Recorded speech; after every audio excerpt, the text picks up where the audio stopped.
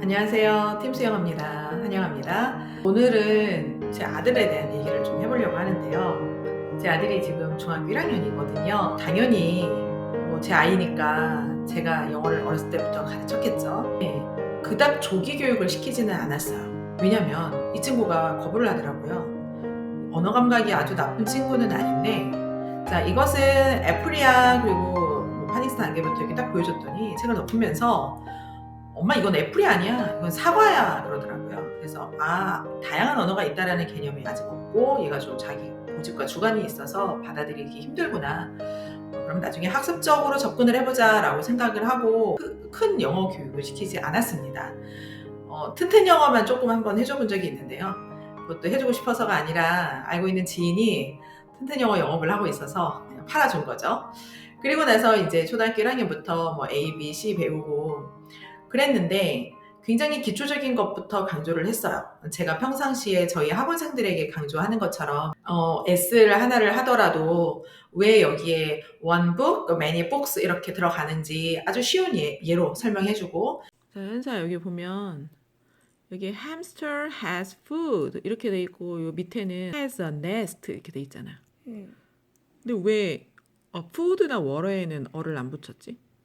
다른 거에는 다 셀 수 있고 하나인 거기 때문에 어를 붙였지만 이 뭐 음식이나 물 같은 거는 셀 수가 없으니까 이제 하나라는 걸 안 붙였지. 왜 셀 수가 없지? 음식은 종류가 많고 그러니까 셀 수가 없고 그 물은 아주 작은 물방울로 이루어져 있기 때문에 셀 수가 없어. 작은 물방울로 그거는 모양이 없지. 형태가 없지. 그래서 그 오케이. 형태가 없어서 셀 수가 없어. 그러나 이제 문법적 용어를 막 남발하면서 사용하진 않았죠. 초등학교 저학년 때 문법 용어를 사용하는 것은 좀 어려운 일이기 때문에. 그래서 개념을 가르쳐 주되 아이가 이해할 수 있는 수준으로 잘 받아들였어요. 그리고 초등학교 3학년 때부터는 좀 뭐 일형식에 대한 문장에 대한 기본 틀, 그리고 해석의 정확도를 가르쳐 줘서 잘 했는데 균형 있는 것을 원하다 보니까, 그래서 뭐 읽기가 안 되면 발음 다시 공부하고 와. 이제 이렇게 진도가 빨리 나가지는 않았어요. 근데 이제 이 친구가 나중에 하는 얘기가, 저는 초등학교 3, 4학년 때까지는, 커서까지도 엄마가 영어를 가르친다는 얘기를 절대 하지 않았어요. 라는 고백을 하는 거예요. 아니, 왜 그랬어? 알고 봤더니 이 친구가 학교에 가서 친구들의 책을 본 거죠. 옆에 있는 다른 친구들의 책을 보니까 너무 어려운 거예요. 이 친구들의 책들은 수준이 높아 보이는데 나는 너무 수준이 낮고, 그래서 속으로 말도 못하고 우리 엄마는 영어 수준이 낮은가 보다. 우리 엄마 영어를 잘 못 가르치나 보다 라고 생각을 했나 봐요. 제가 상담을 하면서 많은 아이들이 본인의 실력보다는 교재의 수준만 너무 높았던 거를 봤기 때문에 다 잘하는 게 아닐 수도 있어 라고 얘기를 했거든요. 어느 날 그 얘기를 하는 거예요. 엄마 말이 맞는 것 같아. 자, 그리고 뭐 영어 유치원도 보낸 적이 없고요. 화상 영어도 시킨 적이 없습니다. 저는 뭐 개인적인 철학이 화상 영어나 독서는 기본 지식이 좀 쌓인 다음에 응용하는 단계로 가는 것이 훨씬 더 도움이 된다라는 주의이기 때문에 기본을 좀 더 다지고 나중에 하자라고 했어요. 그리고 이제 6학년 여름방학 때쯤 기회가 돼가지고 올 여름에 미국에 갈 계획을 좀 세우게 됐습니다. 그래서 1년 동안은 원어민 선생님과 뭐 한 달에 2번 정도? 많지도 않고 한 2번 정도만 화상 영어로 같이 참가하는 친구들이랑 수업을 하고 짧게 짧게 했는데 잘 하는 거예요. 한 번도 원어민과 수업을 해본 적이 없는데도 원어민 선생님의 칭찬을 많이 듣고 그러는 거를 봤어요. 자, 그리고 이제 이번 여름방학 때 미국에 가게 됩니다. 걱정이 좀 됐죠. 네, 뭐 그 참가하는 친구들은 가까운 동네에 있는 친구들이 아니고요.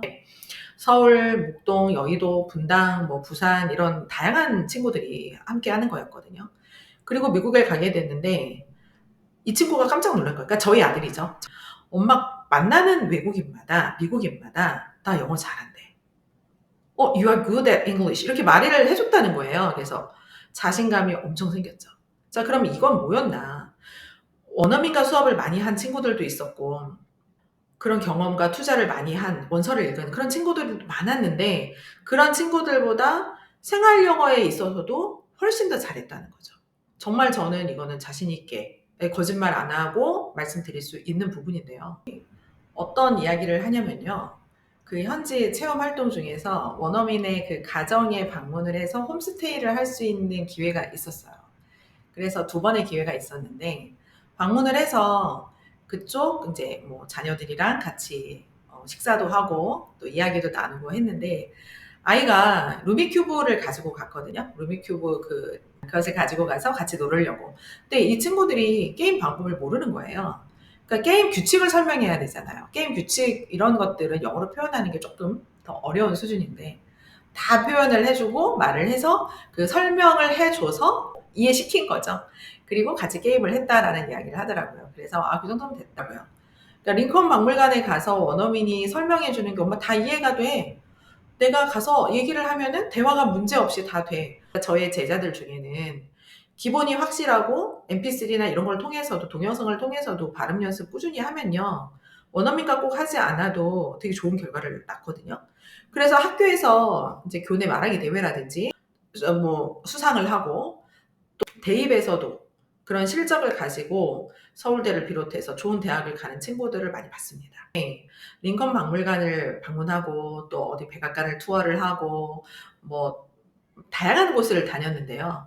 거기에 있는 가이드들이 있잖아요. 영어로 다 설명을 하는데 다 알아들을 수 있었어. 그리고 원어민 선생님이 말하는 것을 다른 친구들이 이해를 못하고 친구들이 말하는 것은 또 선생님이 이해를 못해서 중간에 자기가 통역을 했다라는 이야기를 하더라고요.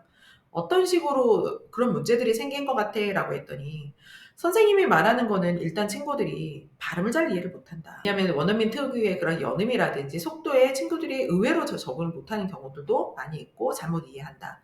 그럼 거꾸로 친구들이 말하는 거는 왜 원어민 선생님이 이해를 못했나? 아이들이 그 단어들을 문법적 규칙에 맞게 배열을 못하니까 선생님이 이게 무슨 뜻인지 헷갈리고 대충 눈치로 이해를 해야 되는데 그걸로 안 됐을 때는 이제 중간에 있는 제 아들이 상황을 보고 이 한국인 친구들이 어떤 것을 표현하려고 하는지 더 잘 이해할 수 있었잖아요. 그러니까 그것을 영어로 다시 표현해주고 했던 것입니다. 생활 영어를 중시해서 초등학교 때부터 원어민 선생님을 또 만나서 수업하고 이런 경우 많이 있잖아요. 말하기는 어떻게 하나요? 라고 많이 말씀해 주시는데 말하기는 사실은 그렇게 쉬운 거는 아니에요. 마지막 단계, 좀 약간 응용에 대한 단계에서 나오는 거거든요. 왜냐하면 우리 친구들이 눈으로 보는 책을 문법적으로 올바른 표현으로 다 만들어진 거 아니에요. 그 책에 있는 내용을 정확하게 해석을 못 해내고 어떻게 원어민이 말하는 거를 이해를 할 수 있겠어요? 말은 속도가 붙는 거거든요. 책을 보는 것은 이해가 안 되면 곰곰이 생각할 수도 있는데 말은 굉장히 빠른 속도로 들리기 때문에 더 어려워요. 그리고 문장으로 표현하는 것도 마찬가지입니다. 문장의 표현도 잘 안 된다면 당연히 그것을 말로 표현할 때는 어떤 옷을 입히는 거냐면요. 우리가 다양한 옷을 입고 다니잖아요. 여름옷, 겨울옷, 상황에 맞게 정장, 한복. 그러면 그 옷이라고 하는 것은 다양성을 나타내주고 더 풍성하게 내용을 전달하는 건데 발음이라는 옷을 입혀야 되거든요. 눈으로 봤을 때는 그것이 무슨 뜻인지 알아. 그런데 정확한 발음을 해줘야지만 APPLE로 끝나는 게 아니라 얘는 애플이야 라고 발음을 해줘야지만 원어민이 합리적으로 알아들을 수 있는 거죠. 그래서 말로 한다라는 거, 듣는다라는 거는 생각보다 좀 어려운 문제입니다. 네, 그래서 우리 친구들이 정말로 좀 생활 영어를 잘했으면 좋겠다, 말하기를 잘했으면 좋겠다라는 경우에는 오히려 욕심을 좀 내려놓고 계속 강조하지만 기본에 충실하면서 영어를 완벽하게 해석하고 문장을 표현해서 내가 영작을 할 수 있는 단계까지 간다면 나중에 그것은 결과로 당연히 따라오는 것입니다. 발음과 소리라는 옷을 입히면 되는 거거든요. 그리고 우리 친구들이 말로 표현한다라는 거는 이제 2가지 관점이 있는데요. 첫 번째는 내가 배운 문장을 그대로 표현하는 것입니다. 저희가 수업할 때 첫 단계에서 배우는 방법인데요. 어떤 문장이든지 봤으면 그 다음 시간에 그것을 문장으로 완벽하게 표현을 하는 거예요. 그리고 나서 그것이 실력으로 좀 더 견고해지면 내가 표현하고 싶은 바를 우리가 프리토킹이라고도 하는 거죠. 표현할 수 있는 거죠. 내가 영작을 하고 새로운 말을 만들어내고. 처음에 수업하는 친구들의 경우에요. 배운 문장도 제대로 표현을 못합니다. 그리고서 많이 틀리면 하는 말이 선생님 못 외웠어요. 외우려고 했는데 못 외웠어요. 아니면 까먹었어요 라고 얘기하거든요. 근데 그게 아니죠. 우리 친구들에게 영어를 공부하는 것이 너의 암기력을 테스트할 거야 라고 접근하는 것이 아니기 때문에 외우려고 하지 마라. 왜냐하면 이 문장을 배워라는 순서가 있고 그 규칙을 너가 배웠기 때문에 그 기준에 맞춰서 그 생성 원리를 이해하고 해석하고 문장으로 표현해. 예를 들어서 나는 책을 하나 가지고 있습니다 라는 문장이 있을 때 I have a book 이러면 돼요. 근데 대부분의 친구들이 어를 빼먹어요. I have a book 이러면 이유를 말해봐라 그러면은 어를 써야 돼요 라고 많이 이야기를 합니다. 그런데 그것은 이유가 아니라 사실이죠. 이유를 말한다는 것은 왜 어를 써야 되는가. 그러면 그것을 외워서 썼을 때는 자신의 실력이 절대 되지 않습니다. 이유를 정확하게 저희는 이렇게 가르치는데요. 영어는 모든 명사가 동사의 의미도 될 수 있고 또 다른 품사로도 될 수 있고 영어 특성이 하나의 단어가 하나의 의미로만 하나의 기능으로만 사용되지 않아. 그러므로 얘가 지금 이 순간에 명사인지 워라라는 단어를 보면은요. 물이라는 뜻도 있지만 물을 주다라는 뜻도 있습니다. 그러면 이것이 동사인지 이걸 네가 구분하도록 해라.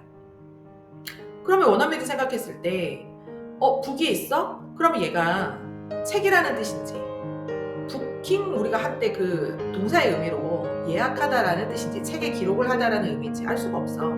그러므로 셀 수 있는 물건의 경우에는 그것이 반드시 하나인지 여러 개인지를 나타내야 되는데 하나일 때는 어를 쓰는 거야. 그리고 여러 개일 때는 반드시 뒤에다가 s를 붙이는 거야. 이 둘 중에 하나를 해줘야지만 셀 수 있는 명사로 쓰였다라는 것을 우리가 알 수 있는 것이고 그렇지 않았을 경우에는 셀 수 없는 명사이거나 아니면 동사로 사용된 거야라는 명확한 이유가 있는 거거든요. 그래서 이러한 것들을 이해했을 때 나중에 어떤 문장이 길어지고 그 안에 단어에 혼동이 좀 모호함이 있다 하더라도 우리 친구들이 문제없이 그것을 정확하게 해석해낼 수 있게 되는 거죠. 자, 이런 어떤 공부 학습법의 차이를 느끼시죠? 그러므로 문장을 단순하게 외워서 표현하는 것은 굉장히 한계가 있습니다. 생활영어 잘하고 싶으시죠? 실용영어 너무 중요합니다. 그러나 그 핵심 코어는 우리가 머리부터 발끝까지 척추가 있고 뼈마디가 있으면서 뼈와 살이 붙듯이 가장 근본적인 것들을 확실하게 해두면 나중에 결과는 저절로 따라오게 된다.